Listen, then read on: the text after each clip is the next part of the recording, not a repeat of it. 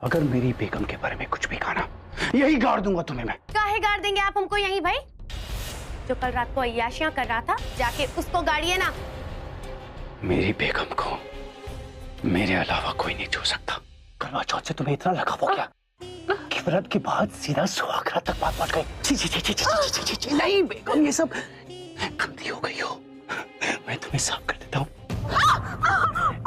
ठंडे पानी से। और ये सब क्या है? क्या हुआ यहाँ पे? दिवाली का सामान साफ करने आई थी ना, बाल्टी का पानी गिर गया।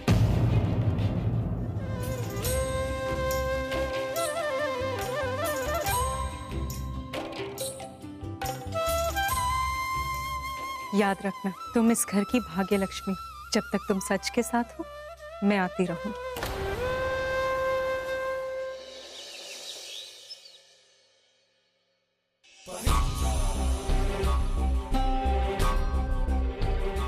साला पता नहीं कौन सी अमृत जैसी किस्मत लेके पैदा हुई है। साम दाम दंड भेद सबका इस्तेमाल कर लिया, पर यह हमारे हर वार से बच जाता है।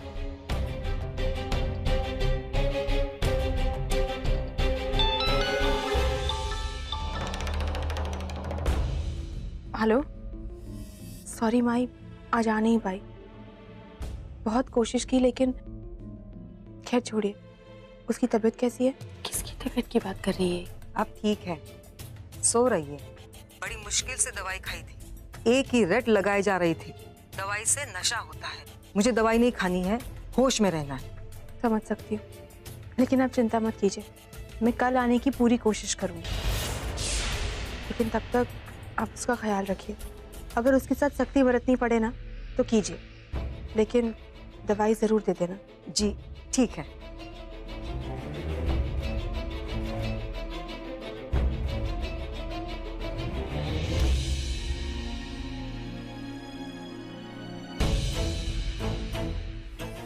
अब ये कहानी में कौन सी नए किरदार की एंट्री हो गई है? नहीं, बाप को तो युवराज ने पहले ही।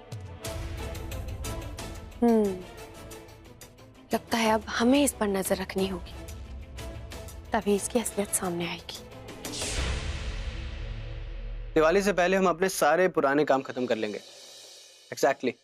जब तक हम पुराने काम खत्म नहीं करेंगे, नए प्रोजेक्ट्स पे हम ढंग से ध्यान नहीं दे पाएंगे।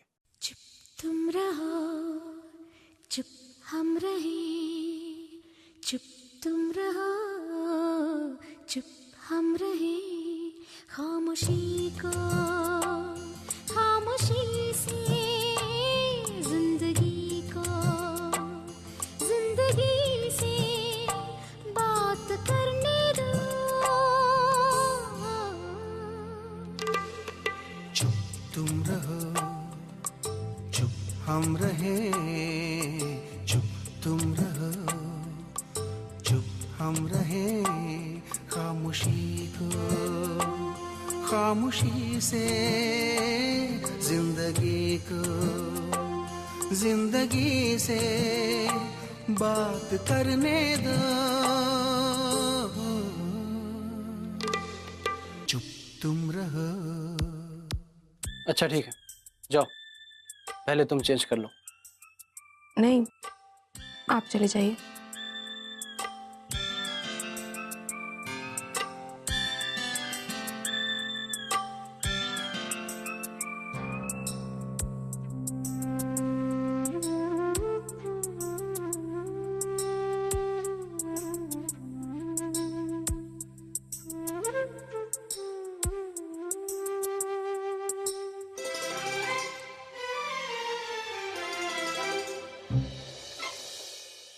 अच्छा सुनो, आज तुम बेड पर सो सकती हो।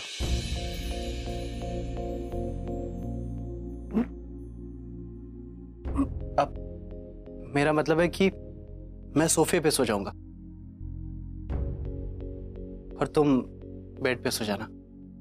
नहीं, आपको परेशान होने की जरूरत नहीं है, मैं सोफे पे ही ठीक हूँ।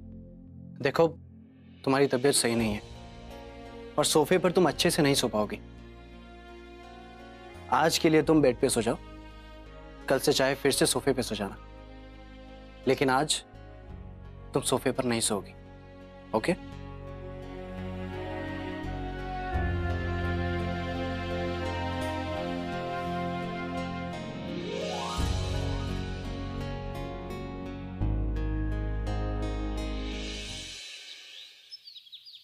लता दीदी, वो तो 20 दिन पुरानी हो गई ना। अरे अभी तो नया फैशन आया है, पता है? दीपिका ने अपने नए फिल्म के ट्रेलर में इतनी अच्छी अच्छी साड़ियां पहनी है। मैंने तो साड़ी वाले से बोल दिया है कि वही वाली डिजाइन लेकर आए। जरा सोचो, फिल्म के रिलीज के पहले ही अगर वो साड़ियां हमारे पास होंगी तो सोसाइटी में सारी औरतों के सामने हमारी नाक कितनी ऊंची हो जाएगी। हाँ सुमन, तुम कभी नहीं सुधरोगी। बस साड़ी खरीदने का मौका चाहिए तुम्हें। सच्ची। पर भाभी माँ, ये तो मैंने हम सबके लिए किया है ना, इससे हमारे घर की शोभा बढ़ेगी। हाँ हाँ बिल्कुल।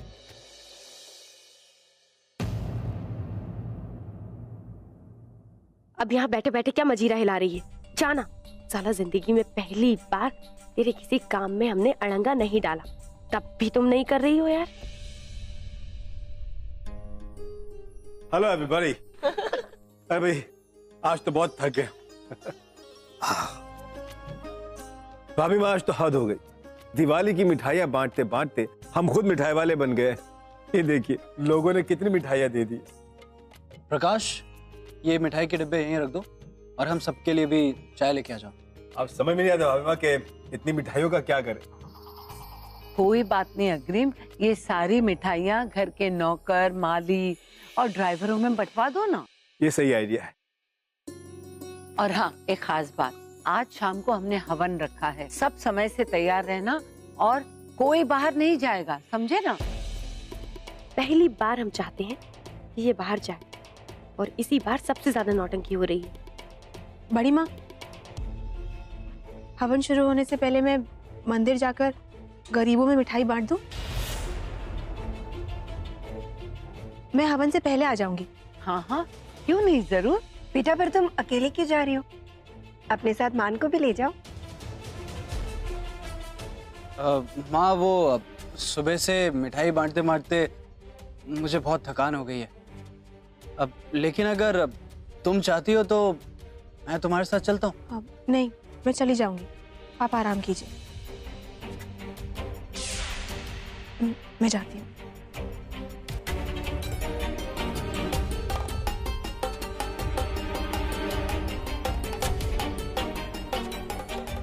पवित्रा, क्या दिक्कत है जगत माते? आज सूरज कहाँ से निकल गया जो आप हमें आवाज दे रही हैं? आज घर में हवन है, हम चाहते हैं कि तुम भी बैठो।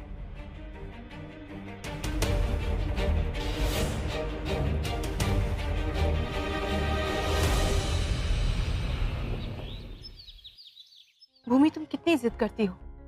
मालती माई तुम्हारी कितनी शिकायत करती है, दवाई क्यों नहीं लेती? दिव्या, दवाई खाने से मुझे बहुत चक्कर आते हैं। पर दवा लेना जरूरी है ना भूमि। जब तुम्हारी तबीयत बिगड़ जाती है ना तो मैं बहुत डर जाती हूँ। घर पर मेरा मन नहीं लगता भूमि। अच्छा ठीक है, पर तुम ये बताओ, आज दिवाली और तुम यहाँ क्या कर रही हो? तुम्हें तो घर पर परिवार वालों के साथ होना चाहिए था ना। तो क्या तुम मेरा परिवार नहीं हो? तुम्हारी देखभाल करना मेरी जिम्मेदारी नहीं है? तुम ऐसे ही जिद करती रही अच्छा, ना। अच्छा ठीक है बाबा, मैं जिद नहीं करूंगी। मैं टाइम से दवाई लूंगी। तुम चिंता मत करो, मुझे कुछ नहीं होगा। जब तक ऑफिशियली मैं तुम्हें प्रजापति परिवार की बहू नहीं बना देती तब तक मैं कहीं नहीं जाऊंगी। एक बार उन्हें तुम्हें सौंप दो, फिर मैं चैन से अपनी आखिरी सांस ले पाऊंगी। ऐसी बातें क्यों करती हो? समझने की कोशिश करो दिव्या। और मैं माई को भी बिल्कुल परेशान नहीं करूंगी। खुश? अब मैं आपको कंप्लेन करने का एक भी मौका नहीं दूंगी। अब तुम्हें चलना चाहिए। घर पर सब तुम्हारा वेट कर रहे होंगे। वहां हवन है ना? तुमने मंदिर में मिठाई दे दी? वो तो मैंने यहाँ आते वक्त ही दे दी। तब तो तुम्हें अभी चलना चाहिए, वरना सब परेशान हो जाएंगे घर पे। जाओ दिव्या, तुम्हें अकेले छोड़ के जाने का मन नहीं कर रहा। अरे मैं अकेली कहाँ हूँ, माई है ना मेरे साथ, हम दोनों मिलकर दिवाली मनाएंगे। तुम जाओ, अगर तुम नहीं जाओगी तो मैं दवाई नहीं लूंगी। जा रही हूँ, अपना ख्याल रखना।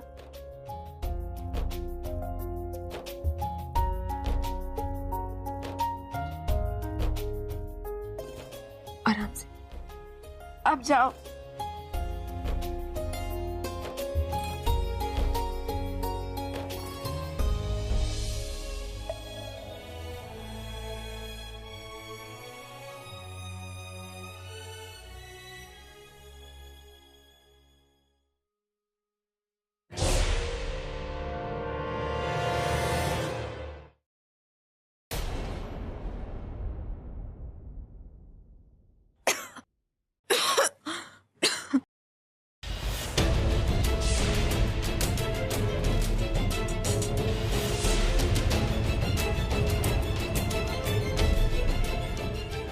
जी गई भैंस पानी में, ये भूमि जिंदा है। पर अगर ये मुझ जिंदा है तो फिर इसने इस फ्रॉड बहू को भूमि बना के घर पे क्यों भेजा? मतलब खुद क्यों नहीं वापस आई? उनकी बातों से तो ऐसा लगता है जैसे कि भूमि कुछ ही वक्त की मेहमान है और इसने हमसे बचाने के लिए इस फ्रॉड बहू को भेजा है। भूमि रानी, कितना दिमाग लगाई हो तुम, पर तुम ये नहीं जानती कि हम भी पवित्र हैं। इतनी आसानी से हम तुम्हारा या तुम्हारे परिवार का पीछा नहीं छोड़ेंगे। आखिर हमारा भी तो परिवार है। भगवान ने इतनी मुश्किलों के बाद, इतनी शिद्दतों के बाद हमें ये मौका दिया है। इस मौके का पूरा पूरा फायदा तो उठाना ही पड़ेगा। इस दिव्या ने हमसे जितना भी छीना है, हम उसका डबल इससे छीनेंगे। अब देखो बेटा, पवित्रा के जलवे।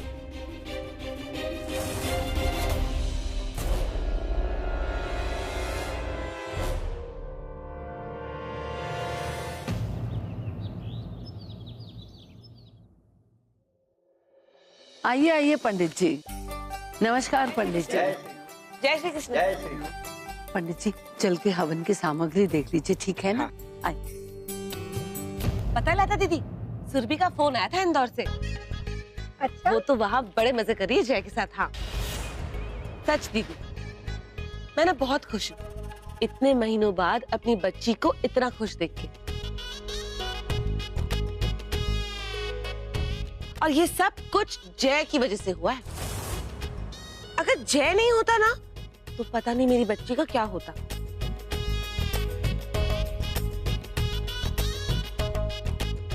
वैसे लता दीदी, मुझे ना जय और सुरभि की जोड़ी बहुत अच्छी लगती है। आपका क्या ख्याल है? क्या जय और सुरभि? हाँ, मुझे तो दोनों की जोड़ी राधा कृष्ण जैसी लगती है। हाँ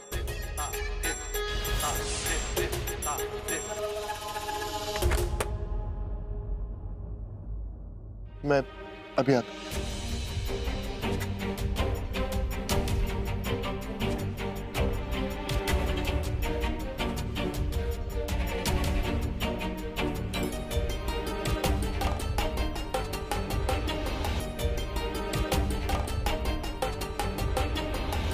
मैं चाहती हूँ कि हमारी शादी से पहले हम भाई और सुरभि को एक कर दें। देखिए, मैं नहीं जानती कि पवित्र और भाई के बीच में क्या रिश्ता है, पर मैं इतना जानती हूँ कि भाई आज भी सुरभि को प्यार करते हैं।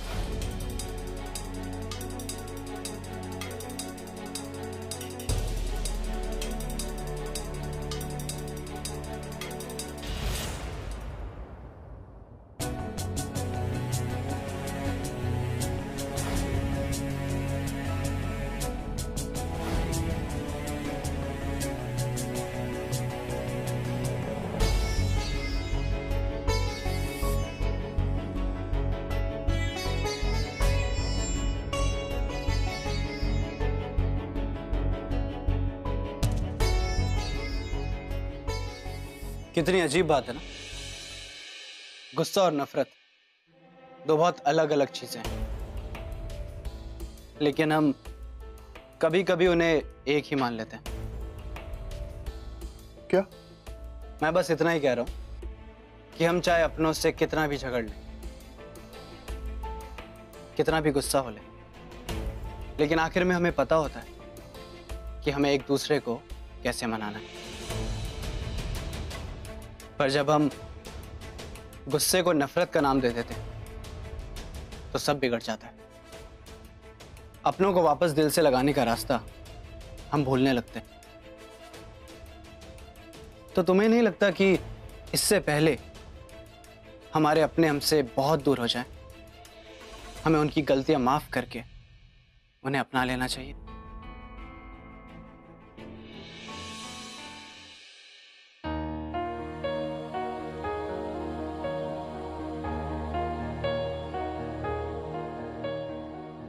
अंश, बड़ी माँ कह रही है कि पूजा का टाइम हो गया, आप दोनों आ जाइए। ठीक है।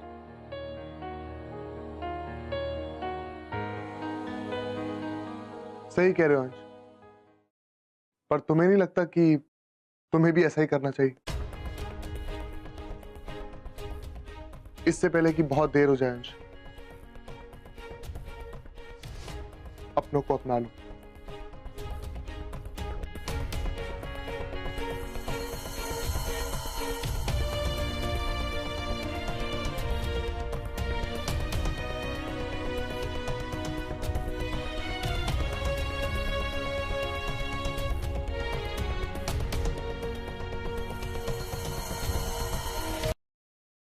मान, भूमि को बुला लाओ ना, हवन का वक्त हो रहा है।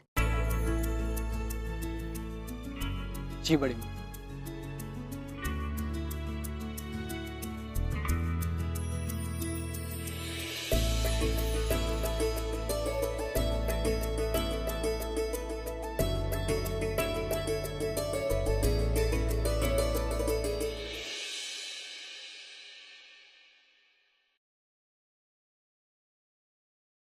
सुनो, कहाँ हो तुम? अच्छा सुनो, बड़ी माँ ने तुम्हें नीचे हवन के लिए बुलाया, जल्दी चलो।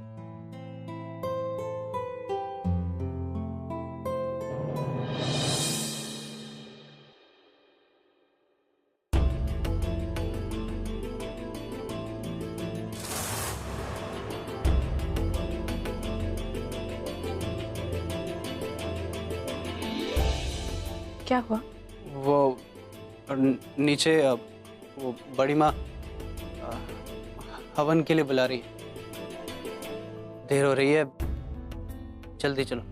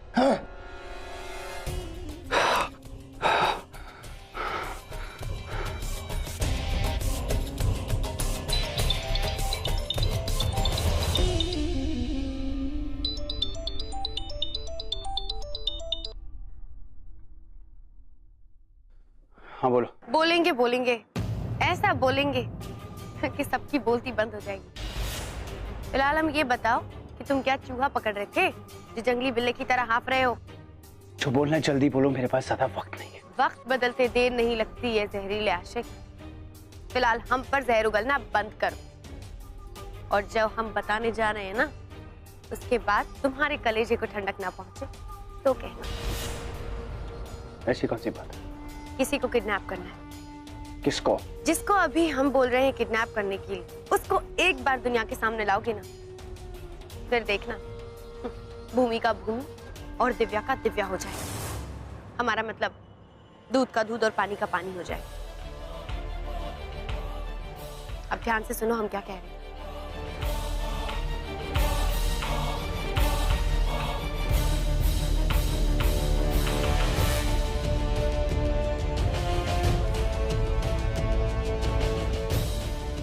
तो ये बात है।